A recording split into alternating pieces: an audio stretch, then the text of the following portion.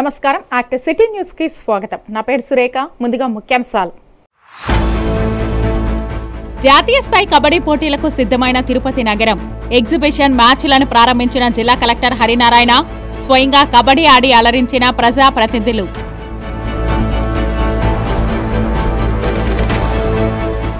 Case విచారణకు తిరుపతి కోర్టుకు హాజరైన బీజేపీ ఎంపీ సుబ్రహ్మణ్య స్వామి. హిందూ దేవాలయాలపై అసత్య ప్రచారం చేస్తే తాను సహించనని వెల్లడి. ప్రైవేట్ సంస్థల యాజమాన్యం అగ్నిమాపక నిబంధనలు తప్పక పాటించాలి. ఆంధ్రప్రదేశ్ అగ్నిమాపక శాఖ డైరెక్టర్ జనరల్ మాదిరెడ్డి ప్రతాప్ సూచన.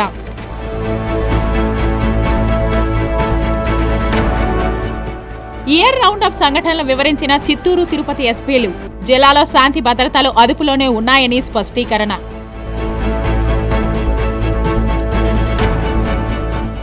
ఒమిక్రాన్ వైరస్ వ్యాప్తి నేపథ్యంలో ఆలయాల్లో పరోక్ష సేవలకు ప్రాధాన్యం. రాష్ట్ర దేవాదాయ శాఖ ప్రధాన కార్యదర్శి వాణిమోహన్ వెల్లడి. శ్రీకాళహస్తిలో శివరాత్రి ఉత్సవాలపై సమీక్ష.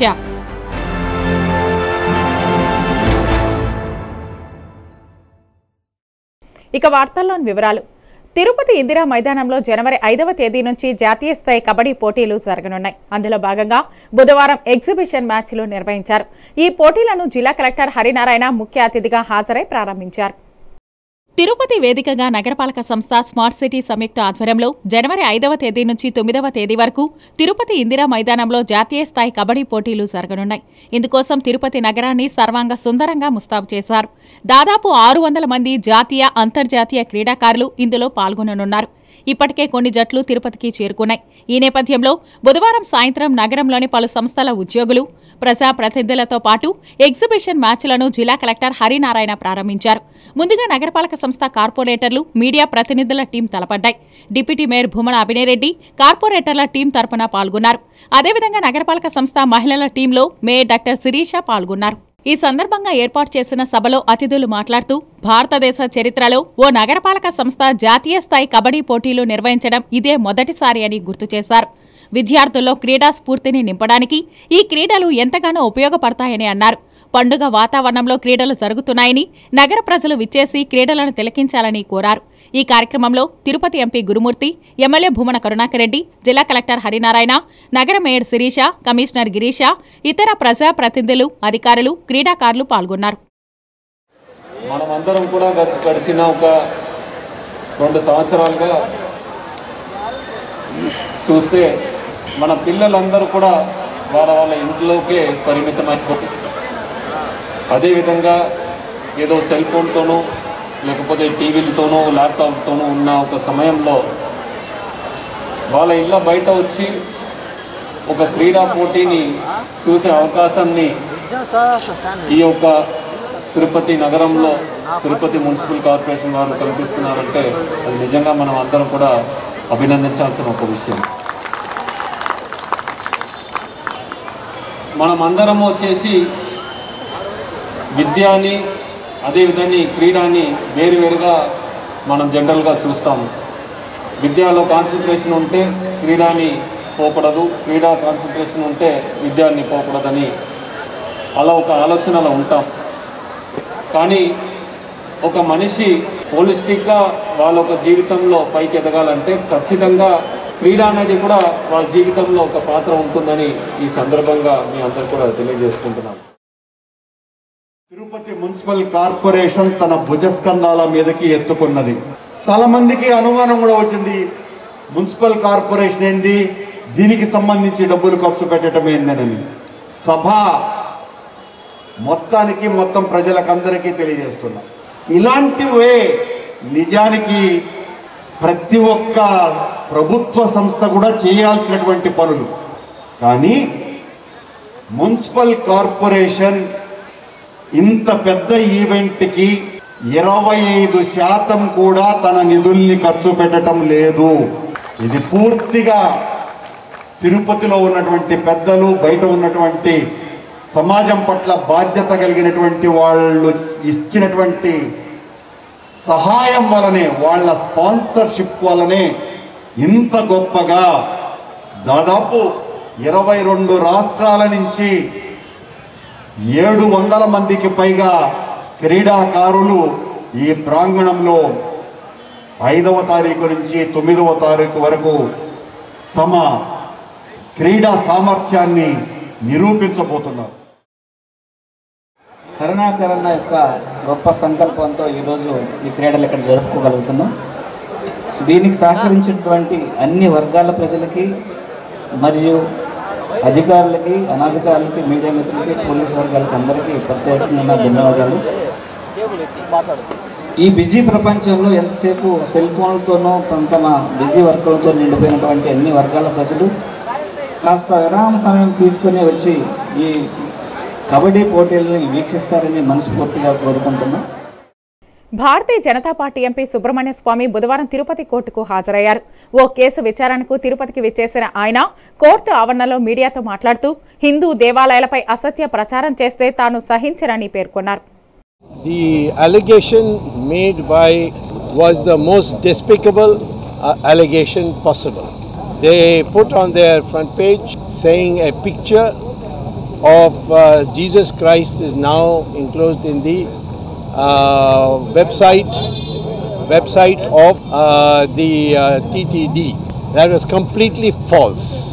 In a separate appearance I made before the High Court in a public interest litigation, the court summoned the DGP to ask whether they have done any investigation about Jesus Christ photo, Yesu as he is called here, in the TTD website. And he has in writing given to the High Court that no such proof was given by anybody, and we found nothing in any of the previous notings of the TTD in their website. So it's a completely false, it's a lie, and it was only meant to provoke the Hindu people to rise against the Jagan government's nomination to the TTD. Any injustice I am ready to stand for. They have not given me any petition. The one petition came when Ramana Diksha, I got him reinstated. He may have tweeted, I can't take by tweet. I have 10.7 million followers. If they all start tweeting me, then I mean I can't be a member of parliament, I can't be even an Indian citizen, I'll have to run away.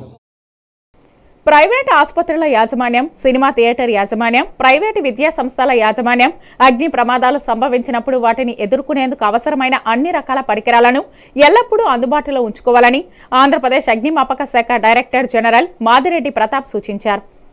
Chittoor జిల్లా అగ్నిమాపక శాఖ ఆధ్వర్యంలో ఓ private హాస్పిటల్లో private ఆసుపత్రులు, nursing homes, cinema థియేటర్లు, private విద్యాసంస్థల యాజమాన్యాలతో ఆంధ్రప్రదేశ్ అగ్నిమాపక శాఖ డైరెక్టర్ జనరల్ మాదిరెడ్డి ప్రతాప్ సమావేశమయ్యారు. ఈ సందర్భంగా అగ్ని ప్రమాదాల నివారణపై అవగాహన కల్పించారు. అనంతరం మాదిరెడ్డి ప్రతాప్ మాట్లాడుతూ అగ్ని ప్రమాదాలు సంభవించినప్పుడు వాటిని ఎదుర్కొనేందుకు అన్ని రకాల పరికరాలను ప్రైవేట్ సంస్థల యాజమాన్యాలు అందుబాటులో ఉంచుకోవాలని సూచించారు. ప్రభుత్వ నిబంధనలు తప్పనిసరిగా పాటించారని అన్నారు. నిబంధనలు అతిక్రమిస్తే ఉపేక్షించేది లేదని హెచ్చరించారు. కొన్ని ప్రైవేట్ సంస్థల యాజమాన్యాలు అగ్నిమాపక శాఖ అనుమతులు తీసుకోకుండానే నాన్చుడు ధోరణితో వ్యవహరిస్తున్నాయని పేర్కొన్నారు. రాష్ట్ర దేవాదాయ శాఖ ప్రధాన కార్యదర్శి వాణిమోహన్తో ఎమ్మెల్యే మధుసూదన్ రెడ్డి సమావేశమయ్యారు. మహాశివరాత్రి వార్షిక బ్రహ్మోత్సవాలు వైభవోపేతంగా జరిగేలా అనుమతులు మంజూరు చేయాలని విజ్ఞప్తి చేశారు.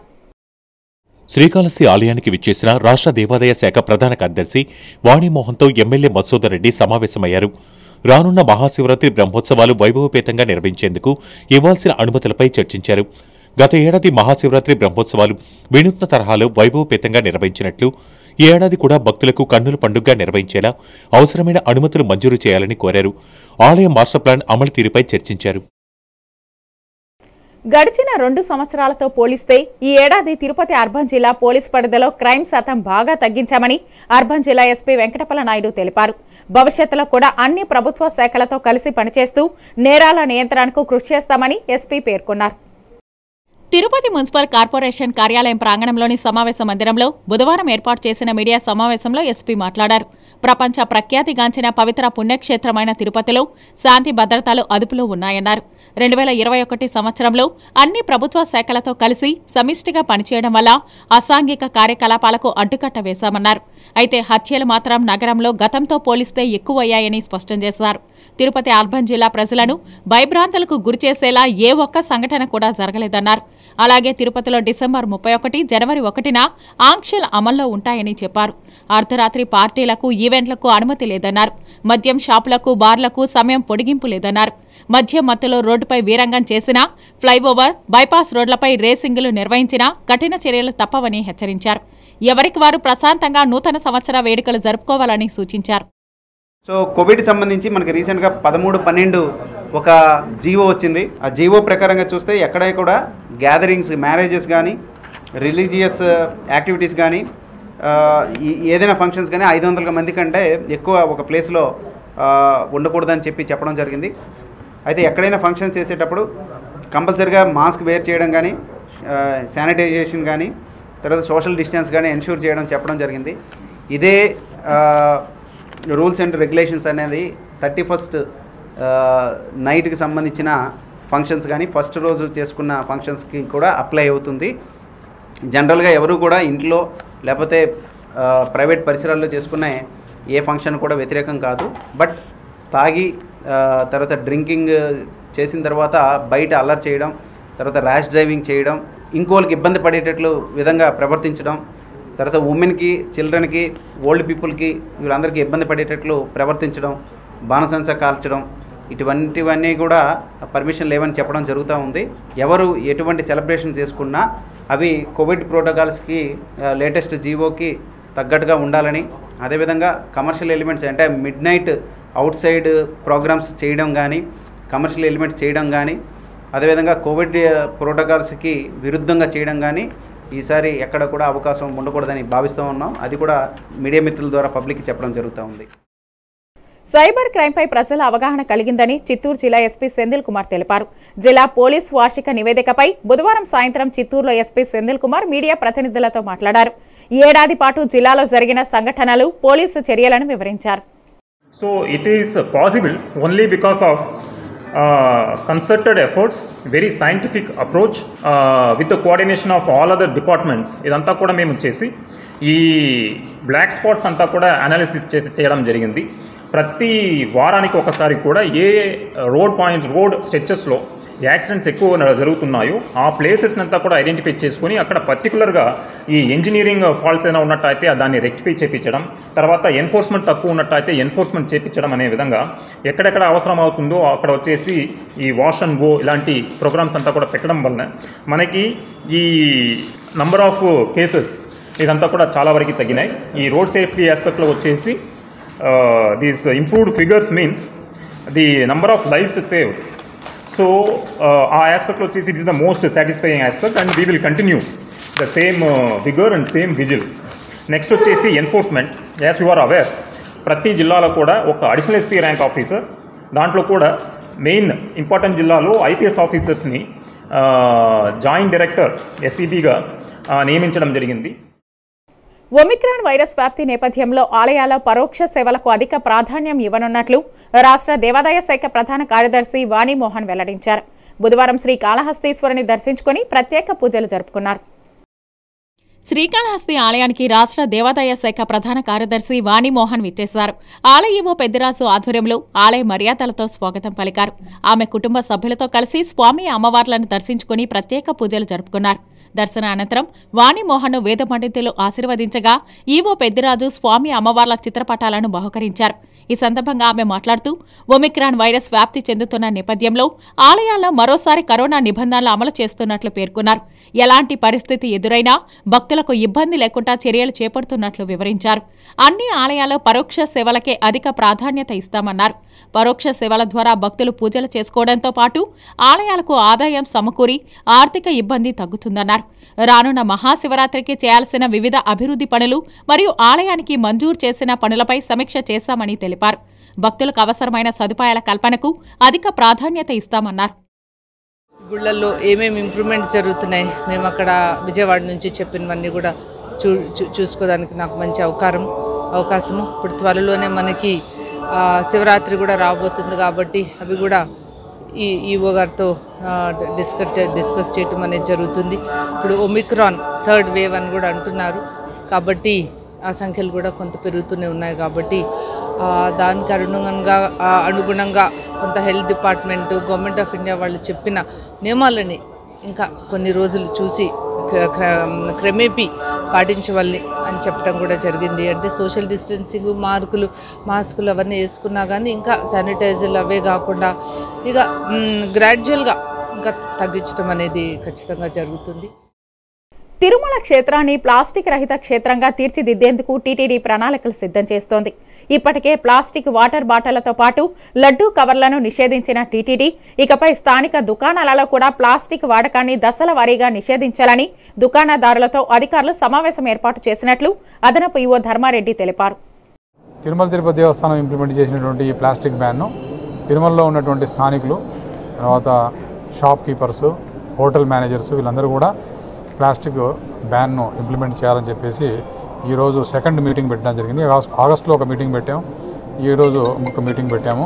వాళ్ళు 2 రకాలైన ప్లాస్టిక్ వినియోగం అక్కడ ఉంది. ఒకటి క్యారీ బ్యాగ్స్ రూపంలో షాప్స్లో ఉన్నటువంటి మెటీరియల్ను భక్తులకు అమ్మేటువంటి సమయంలో ఆ వస్తువులను ప్లాస్టిక్ బ్యాగ్లో వేసి ఇవ్వటం అనేది. రెండోది వాళ్ళు సరుకులు బయట నుంచి హోల్సేల్ డీలర్స్ దగ్గర కానీ కంపెనీ నుంచి కానీ తెచ్చుకుంటారు, అక్కడ నుంచి కూడా ప్లాస్టిక్ ప్యాకింగ్లో అవి వస్తూ ఉన్నాయి. కాబట్టి ఈ 2 దాలను ఇమీడియట్గా రీప్లేస్ చేయాలని చెప్పి మేము వాళ్ళకి విజ్ఞప్తి చేశాం. రాష్ట్ర అభివృద్ధి చూసి ఓర్వలేని టీడీపీ, బీజేపీలు జగన్ సర్కార్ని విమర్శిస్తున్నాయని ఆగ్రహం వ్యక్తం చేశారు నగరి ఎమ్మెల్యే రోజా. ప్రజల సంక్షేమాన్ని కోరుతూ రాష్ట్ర ప్రభుత్వం ఓటీఎస్ విధానాన్ని ప్రవేశపెడితే దానిపై కూడా బురద చల్లడం సరికాదన్నారు. బుధవారం ఉదయం ఆమె తిరుమల శ్రీవారి సేవలో పాల్గొన్నారు. తిరుమల శ్రీవారిని అధికార పార్టీ నగరి ఎమ్మెల్యే రోజా దర్శించుకున్నారు. బుధవారం ఉదయం స్వామివారి నైవేద్య విరామ సమయంలో కుటుంబ సభ్యులతో కలిసి శ్రీవారి సేవలో పాల్గొన్న రోజాకు ఆలయ అధికారులు స్వామివారి దర్శన ఏర్పాట్లు చేసి శ్రీవారి తీర్థ ప్రసాదాలను అందించారు. అనంతరం ఆలయ ప్రాంగణంలో ఆమె మాట్లాడుతూ ముఖ్యమంత్రి జగన్మోహన్ రెడ్డి మేనిఫెస్టోలో చెప్పిన హామీలలో 99% నెరవేర్చారని గుర్తు చేశారు. అది ఓర్వలేని తెలుగుదేశం విమర్శలు చేస్తోందని ఆగ్రహం వ్యక్తం చేశారు. అదేవిధంగా రాష్ట్ర ప్రజల సంక్షేమాన్ని కోరుతూ ఓటీఎస్ విధానాన్ని ప్రవేశపెడితే బీజేపీ సైతం బురద చల్లడం హాస్యాస్పదంగా ఉందని అన్నారు. ఈరోజు జగన్మోహన్ రెడ్డి గారు ప్రజల కోసం తనిచ్చిన ప్రతి మాటని నిలుపుకుంటూ ఈరోజు 2.5 సంవత్సరాల్లోనే దాదాపుగా 99% మరి మేనిఫెస్టోలో పెట్టినవన్నీ కూడా సక్సెస్ఫుల్గా ప్రజలకు అందిస్తూ వారి మన్ననలు పొందుతుంటే తెలుగుదేశం పార్టీ చూసి సహించలేక ఎలా ఏడుస్తుందో మనం కళ్ళారా చూస్తున్నాం. ముఖ్యంగా ఈ 1 టైం సెటిల్మెంట్ ఏదైతే ప్రభుత్వ గృహాలు లోన్లు తీసుకొని కట్టుకున్నారో పేద ప్రజలు, దాని మీద పూర్తి హక్కులు ప్రజలకి కల్పించే విధంగా ఈరోజు జగన్మోహన్ రెడ్డి గారు 1 టైం సెటిల్మెంట్ తీసుకొస్తే 16,000 కోట్ల భారాన్ని ఈరోజు ప్రభుత్వం మోస్తూ కేవలం రూరల్లో 10,000, అలాగే మున్సిపాలిటీలో 15,000, కార్పొరేషన్లో 20,000 కడితే చాలు వాళ్ళకున్న లోన్ మాఫీ చేసి రిజిస్ట్రేషన్ ఫీజు ఏమీ లేకుండా మరి వాళ్ళకి పూర్తిగా రిజిస్టర్ చేసి ఇచ్చి వాళ్ళు అమ్ముకున్నా, కొనుక్కున్నా లేదా ట్రాన్స్ఫర్ చేసుకునే అవకాశాన్ని ఇస్తుంటే మళ్ళీ ఏ విధంగా రాష్ట్ర నలుమూలల ధర్నాలు చేస్తూ వాళ్ళ ఉనికి కోసం ఈరోజు జగన్మోహన్ రెడ్డి గారి మీద బురద జల్లే కార్యక్రమం చేస్తున్నారో మనం కళ్ళారా చూస్తున్నాం. తెలుగుదేశం పార్టీ ఒక ఎత్తైతే ఈరోజు బీజేపీ మరీ హాస్యాస్పదంగా తయారయ్యారు. జనాగ్రహ సమావేశాలను నిర్వహిస్తున్నారు. జనాలు తెలుగుదేశం పార్టీ మీద, బీజేపీ మీద ఆగ్రహంగా ఉన్నారు కానీ జగన్మోహన్ రెడ్డి గారి మీద ఆగ్రహంగా లేరు అనేది ఈరోజు బీజేపీ, తెలుగుదేశం తెలుసుకోవాల్సిన విషయం. నవరత్నాలు పేదలందరికీ ఇల్లు పథకం ద్వారా రాష్ట్రంలో 15,60,000 ఇల్లు మంజూరు చేయడం జరిగిందని చిత్తూరు, నెల్లూరు జిల్లాల ప్రత్యేక అధికారి చీఫ్ ఇంజనీర్ జీవి ప్రసాద్ అన్నారు. బుధవారం ఆయన చంద్రగిరి మండల పరిధిలోని శానంబట్ల వద్ద నిర్మాణ దశలో ఉన్న మెగా వంచర్ను పరిశీలించారు. చంద్రగిరి మండలం శానంబట్లలో జగనన్న గృహాలను స్పెషల్ ఆఫీసర్ చీఫ్ ఇంజనీర్ జీవి ప్రసాద్ మండల అధికారులతో కలిసి పరిశీలించారు. ఈ సందర్భంగా ఆయన మీడియాతో మాట్లాడుతూ జూలైలో మెగా గ్రౌండింగ్ మేళా నిర్వహించి పేదలకు ఇంటి పట్టాలు మంజూరు చేయడమైందన్నారు. వర్షాలు, కోర్టు వ్యవహారాల కారణంగా పనులు ఆలస్యం కావడంతో ప్రభుత్వం ప్రత్యేక అధికారులను నియమించిందన్నారు. అందులో భాగంగా శానంబట్ల లేఅవుట్ ఫీల్డ్ విజిట్కు రావడం జరిగిందన్నారు.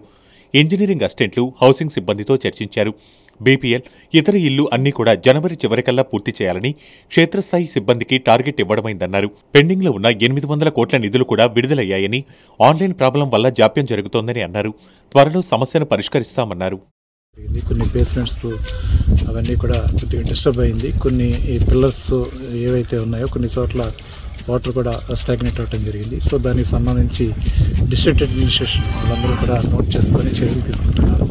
సో అదేవిధంగా అప్రోచ్ రోడ్డుకు సంబంధించి కూడా కొన్ని పాకెట్స్ డ్యామేజ్ అయినాయి. సో దాన్ని రెక్టిఫికేషన్ చేసే విధంగా ప్రపోజల్స్ తయారు చేసి ఇవ్వాలని చెప్పి పీడీ గారిని రిక్వెస్ట్ చేయడం జరిగింది. They will work it out.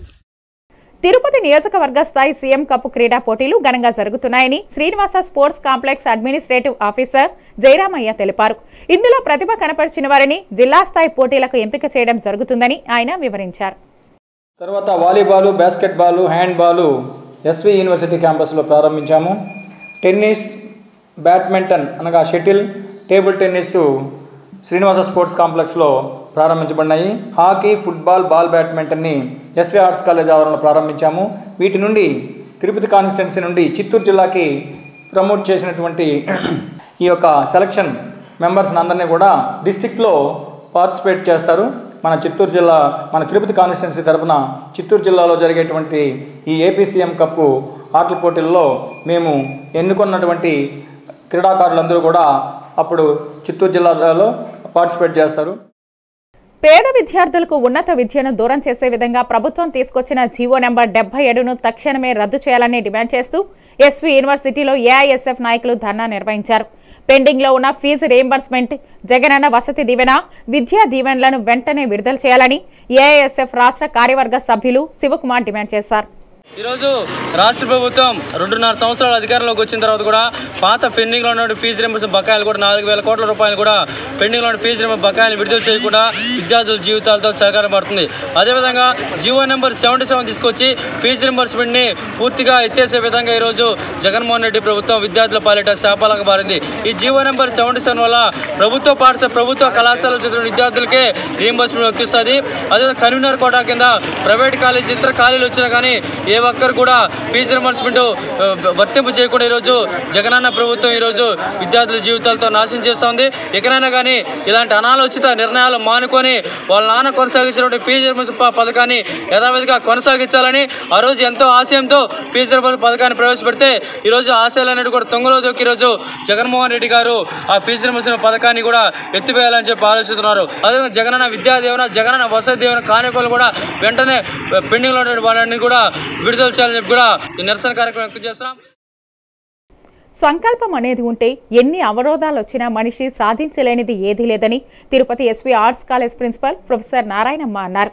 Louis Braille పుట్టినరోజు సందర్భంగా ఎస్వి ఆర్ట్స్ కళాశాల ప్రాంగణంలో ప్రత్యేక ప్రతిభావంతులకు నిర్వహిస్తున్న క్రీడా పోటీలను ఆమె ప్రారంభించారు. లూయి బ్రైల్ పుట్టినరోజు సందర్భంగా తిరుపతి ఎస్వి ఆర్ట్స్ కళాశాల ప్రాంగణంలో 3 రోజుల పాటు ప్రత్యేక ప్రతిభావంతుల క్రీడా పోటీలు నిర్వహిస్తున్నారు. అందులో భాగంగా బుధవారం క్రీడా పోటీల ప్రారంభోత్సవ కార్యక్రమం జరిగింది. ఈ కార్యక్రమానికి ఎస్వి ఆర్ట్స్ కళాశాల ప్రిన్సిపాల్ ప్రొఫెసర్ నారాయణమ్మ ముఖ్య అతిథులుగా హాజరై పోటీలను ప్రారంభించారు. ఈ సందర్భంగా ఆమె మాట్లాడుతూ సంకల్ప బలం ఉంటే మనిషి సాధించలేనిది ఏమీ లేదని ఆమె పేర్కొన్నారు. అంబేద్కర్ వంటి ఎందరో మహానుభావులు సంకల్ప బలంతోనే ఉన్నత శిఖరాలకు చేరుకోగలిగారని తెలిపారు. ధైర్య సాహసే లక్ష్మి అన్న నినాదంతో ముందుకు వెళితే ఏదైనా సులభంగా సాధించగలుగుతామని ఆమె పేర్కొన్నారు. శ్రీకాళహస్తి ఆర్టీసీ బస్టాండ్లో ప్రమాదకరంగా మారిన స్లాబ్ను పడగొట్టి మరమ్మతు పనులు చేపట్టారు. బస్సులు నిలిచే స్థలంలో స్లాబ్ దెబ్బతినడంతో ఎప్పుడు ఏం ప్రమాదం ముంచుకొస్తుందోనన్న ఆందోళన నేపథ్యంలో మరమ్మతు పనులు చేపట్టారు. శ్రీకాళహస్తి ఆర్టీసీ బస్టాండ్లో బస్సు ప్లాట్ఫారంపై స్లాబ్ దెబ్బతిని పెచ్చులూడి పడిపోతున్న స్లాబ్ను తొలగింపు పనులు చేపట్టారు. బస్టాండ్లో బస్సులు నిలిచే ప్లాట్ఫారంపై స్లాబ్ దెబ్బతిని పెచ్చులూడు పడిపోతూ ఉండడంతో ఎప్పుడు ఏ ఆపద ముంచుకొస్తుందో అన్న ఆందోళన ప్రయాణికుల్లో వ్యక్తమవుతోంది. కొద్ది నెలల క్రితం పెద్ద సైజులో స్లాబ్ ఆకస్మికంగా కింద పడింది. అయితే సమయానికి అక్కడ ప్రయాణికులు ఎవరూ లేకపోవడంతో పెను ప్రమాదం తప్పింది. ఈ నేపథ్యంలో ఆర్టీసీ అధికారులు స్లాబ్ మరమ్మత్తు పనులు చేపట్టారు. ప్లాట్ఫాంపై ఉన్న మొత్తం స్లాబు భాగాన్ని తొలగిస్తున్నారు. అలాగే మొదటి అంతస్తులో కూడా దెబ్బతిన్న స్లాబ్ను తొలగించి మరమ్మత్తు పనులు నిర్వహిస్తున్నారు. శ్రీకాళహస్తి ఆలయ హుండీ లెక్కింపులో మరోసారి కాంట్రాక్టు ఉద్యోగి చేతివాటం చూపడం చర్చనీయాంశమైంది. ఆలయ అధికారులు ఘటనపై నోరు మెదపకపోవడంపై సర్వత్రా విమర్శలు వెల్లువెత్తుతున్నాయి. శ్రీకాళహస్తి ఆలయంలో హుండీ లెక్కింపులో లొసుగులు చోటు చేసుకుంటున్నా దేవస్థానం అధికారులు సంస్కరణలు చేపట్టడం లేదు. 6 నెలల కాలంలో మూడోసారి మళ్లీ ఓ మహిళా ఉద్యోగి హుండీ లెక్కింపులో చేతివాటం చూపించి సొమ్ము అపహరణకు ప్రయత్నించినట్లు చర్చించుకుంటున్నారు. ఆలయ అధికారులు ఈ ఘటనపై నోరు మెదపడం లేదు. కాంట్రాక్టు ఉద్యోగులను హుండీ లెక్కింపు విధులకు దూరంగా ఉంచాలని గతంలో 2 మార్లు హుండీ లెక్కింపులో చోరీకి ప్రయత్నాలు జరిగినప్పుడు నిర్ణయించారు. అయితే మళ్లీ బుధవారం కాంట్రాక్టు ఉద్యోగులను హుండీ లెక్కింపుకు ఎందుకు అనుమతించారో శేషప్రశ్నగా మారింది. హుండీ లెక్కింపు సమయంలో మహిళా కాంట్రాక్టు ఉద్యోగి వద్ద నగదును తనిఖీ సిబ్బంది గుర్తించగా ఆ సొమ్మును స్వాధీనం చేసుకుని పంపించి వేసినట్లు అధికారులు చెప్పడం గమనిస్తే ఎంత బాధ్యతారాహిత్యంగా వ్యవహరిస్తున్నారో చెప్పకనే చెప్తుంది. హుండీ కౌంటింగ్లో నగదు అపహరణకు ప్రయత్నం జరిగిందా లేదా అనేది స్పష్టం చేయాల్సిన అధికారులు మౌనం దాల్చడంపై సర్వత్రా విమర్శలు వెల్లువెత్తుతున్నాయి. ఈ ఏడాది తూర్పు మండలాల్లో రికార్డు స్థాయి వర్షపాతం నమోదైన అన్నదాతల్లో నైరాశ్యం నెలకొంది. ఈ ఏడాది మొత్తం అధిక ధరలతో సామాన్యులు ఉక్కిరిబిక్కిరయ్యారు. 2021 సంవత్సరం అన్నదాతల్లో నైరాశ్యం నింపింది. ధాన్యాగారంగా పేరొందిన తూర్పు మండలాల్లో రికార్డు స్థాయిలో వర్షపాతం నమోదైంది. పుష్కర కాలం తరువాత రికార్డు స్థాయిలో వర్షపాతం కురిసి అటు పడమటి మండలాలు ఇటు తూర్పు మండలాల్లో వాగులు, వంకలు, చెరువులు నిండుకుండను తలపిస్తున్నాయి. వర్షాభావ పరిస్థితులను అధిగమించి సమృద్ధిగా వర్షాలు కురిసినప్పటికీ అన్నదాతల్లో ఆ ఆనందం లేదు. రబీ సీజన్లో విస్తారంగా పంటలు సాగు చేసి సంక్రాంతి నాటికి పంటల సాగుతో పాటు పంట దిగుబడులు వస్తాయని రైతుల్లో ఆనందం కనపడేది. అయితే ఈ ఏడాది వర్షాభావ పరిస్థితులు తొలగినప్పటికీ వరి పైరులు చెప్పుకోదగ్గ స్థాయిలో లేకపోవడం అన్నదాతలను నిరాశకు గురిచేస్తోంది. భారీ వర్షాలకు చెరువులు తెగకపోవడం రైతులకు ఊరటనిచ్చినా పంటలు ఏపుగా పెరిగి అధిక దిగుబడులు వస్తాయని ఆశించిన అన్నదాతలకు నిరాశ ఎదురవుతోంది. వాతావరణ పరిస్థితులు వరి పైరుపై తీవ్రంగా ప్రభావం చూపుతూ దిగుబడి పెద్దగా వచ్చే విధంగా లేదని, ఖర్చులు అధికం కావడంతో ఆవేదన వ్యక్తమవుతోంది. మరోవైపు పంట చేతికొచ్చే సమయానికి గిట్టుబాటు ధర దక్కుతుందో లేదో అన్న ఆందోళన అన్నదాతలను వెంటాడుతోంది. ఖరీఫ్ సీజన్లో పంటలకు గిట్టుబాటు ధర లభించక రైతులు తీవ్రంగా నష్టపోయారు. మొత్తం మీద ఈ ఏడాది తూర్పు మండలాల్లో నైరాశ్యం వాతావరణం కనిపిస్తోంది.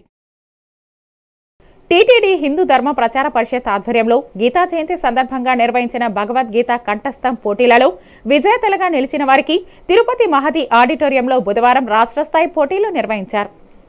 టీటీడీ హిందూ ధర్మ ప్రచార పరిషత్ ఆధ్వర్యంలో గీతా జయంతి సందర్భంగా తెలుగు రాష్ట్రాలతో పాటు చెన్నై, బెంగళూరు నగరాల్లో నిర్వహించిన భగవద్గీత కంఠస్థం పోటీల్లో గెలుపొందిన వారికి తిరుపతి మహతి ఆడిటోరియంలో బుధవారం రాష్ట్ర స్థాయి పోటీలు నిర్వహించారు. భగవద్గీతలోని 17వ అధ్యాయం శ్రద్ధాత్రయ విభాగ యోగంలో 6-7 తరగతుల విద్యార్థులు ఒక విభాగంగాను, 8-9 తరగతుల విద్యార్థులు ఒక విభాగంగాను, భగవద్గీతలోని 18 అధ్యాయాల్లో గల 700 శ్లోకాలు కంటతా వచ్చిన 18 సంవత్సరాలలోపు వారికి ఒక విభాగంగాను, 18 సంవత్సరాలు పైబడిన వారికి మరొక విభాగంగాను బుధవారం ఈ పోటీలు జరిగాయి. ఈ కార్యక్రమానికి సుప్రసిద్ధ ఆచార్యులు, పండితులు, అధ్యాపకులు, న్యాయ నిర్ణేతలుగా వ్యవహరించారు. ఇప్పుడు కొన్ని సంక్షిప్త వార్తలు. తిరుపతి ప్రజల ఆదరాభిమానాలు చూరుకున్న ఎక్స్పర్ట్ మొబైల్ షోరూం 2వ బ్రాంచ్ను తిలక్ రోడ్లో బుధవారం ప్రారంభించారు. నగర డిప్యూటీ మేయర్ బోమన అభినయరెడ్డి ముఖ్య అతిథిగా విచ్చేసి ఈ మొబైల్ షోరూంను ప్రారంభించారు. ఈ సందర్భంగా నిర్వాహకులు చక్రి, కిషోర్లు మాట్లాడుతూ తమ వద్ద అన్ని రకాల మొబైల్స్ అందుబాటులో ఉన్నాయని, ఇదివరకే నగర ప్రజలు తమను ఆదరించారని, తిలక్ రోడ్లో నూతన బ్రాంచీని ప్రారంభిస్తున్నామని తెలియజేశారు. పండుగ పర్వదినాల సందర్భంగా ప్రత్యేక ఆఫర్లు అందిస్తున్నామని, ఈ అవకాశాన్ని ప్రజలు సద్వినియోగం చేసుకోవాలని కోరారు. తిరుమల శ్రీవారిని బుధవారం సాయంత్రం సినీ దర్శకుడు సురేందర్ రెడ్డి, నటుడు రణధీర్ రెడ్డిలు దర్శించుకున్నారు. సుపదం మార్గం గుండా శ్రీవారి ఆలయంలో ప్రవేశించిన వీరికి ఆలయ అధికారులు స్వామివారి దర్శన ఏర్పాట్లు చేసి శ్రీవారి తీర్థ ప్రసాదాలు అందజేశారు. ఆలయ ప్రాంగణంలో వీరితో పలువురు అభిమానులు సెల్ఫీ తీసుకునేందుకు పోటీ పడ్డారు. వెదురుకుప్పం మండల కేంద్రంలో టీడీపీ శ్రేణులు నిరసన ర్యాలీ నిర్వహించారు. రాష్ట్ర ప్రభుత్వం ప్రజా వ్యతిరేక విధానాలను నిరసిస్తూ ఓటీఎస్ విధానాన్ని రద్దు చేయాలని డిమాండ్ చేస్తూ ప్లకార్డులు ప్రదర్శిస్తూ ప్రభుత్వానికి వ్యతిరేకంగా నినాదాలతో భారీ ర్యాలీ నిర్వహించారు. ఈ సందర్భంగా వారు మాట్లాడుతూ వైసీపీ ప్రభుత్వం పాలన చేపట్టి 2 సంవత్సరాలు గడుస్తున్నా అభివృద్ధి శూన్యమన్నారు. ప్రజా వ్యతిరేక విధానాలతో మోసపూరిత పథకాలను అమలు చేస్తూ ప్రజలను ఇబ్బందులకు గురిచేస్తున్నారని మండిపడ్డారు. ఈ కార్యక్రమంలో తెలుగుదేశం పార్టీ నాయకులు, కార్యకర్తలు, అభిమానులు పాల్గొన్నారు. నవంబర్ నెలలో కురిసిన భారీ వర్షాల కారణంగా రామచంద్రపురం మండలంలోని పలు ఎస్టీ కాలనీలోని పేదలు తీవ్ర ఇబ్బందులు ఎదుర్కొన్నారు.